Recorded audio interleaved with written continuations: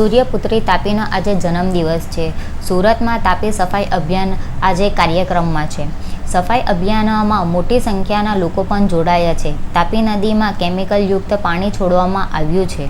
તાપી નદી સફાઈ અભિયાન દરમિયાન મોટી સંખ્યામાં મૃતક માછલીઓ જોવા મળી છે। તાપી નદીના અનેક ઓવારા આજે સાફ કરવામાં આવશે। આજરોજ સુરત શહેર જિલ્લા કોંગ્રેસ સમિતિ વતી તાપી માતાનો પ્રાગટ્ય દિવસ હોય આ નિમિત્તે અમે અશ્વિની કુમાર ખાતે જે ઓવારો આવેલો છે ત્યાં સફાઈ અભિયાનનો કાર્યક્રમ રાખેલો અને સાથે સાથે એક આરતીનો પણ કાર્યક્રમ રાખેલો, પૂજા પાઠનો કાર્યક્રમ રાખેલો। એટલે આજના આ દિવસે સૂર્યપુત્રી તાપી મૈયાના પ્રાગટ્ય દિને સમગ્ર સુરત શહેરની જનતાને હું શુભકામના પાઠવું છું ને સાથે સાથે અહીંયા ચિંતાનો વિષય પણ એક સામે આવ્યો છે, કારણ કે ગંદકી તો છે જ, ખૂબ વ્યાપક પ્રમાણમાં ગંદકી છે। સાથે સાથે અસંખ્ય સંખ્યાની અંદર જે માછલાઓ જે અંદર પાણીમાં અંદર મરેલા છે, તો અહીંયાથી આ તાપી માતાનું પાણી આપણી ઘેર પણ આવે છે। તો આ એક સવાલ ખૂબ મોટો છે કે આ પાણી કેટલું દૂષિત છે એ આપણે અહીંયા જોઈ શકીએ છીએ।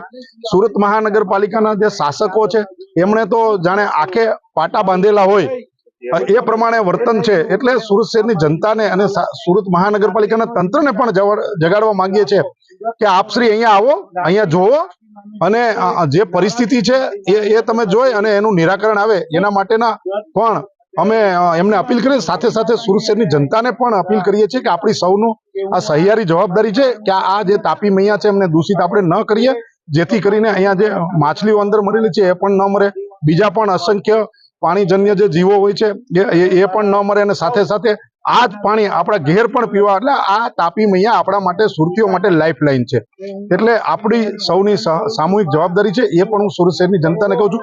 અને ફરી એક વખત આજના દિવસે સુરત શહેર જિલ્લા કોંગ્રેસ સમિતિ વતી હું તાપી મૈયાના પ્રાગટ્ય દિને સમગ્ર સુરત શહેરની જનતાને શુભકામના પાઠવું છું। માનવ સુરેશભાઈ સુહાગિયા, પૂર્વ સભ્ય નગર પ્રાથમિક શિક્ષણ સમિતિ સુરત।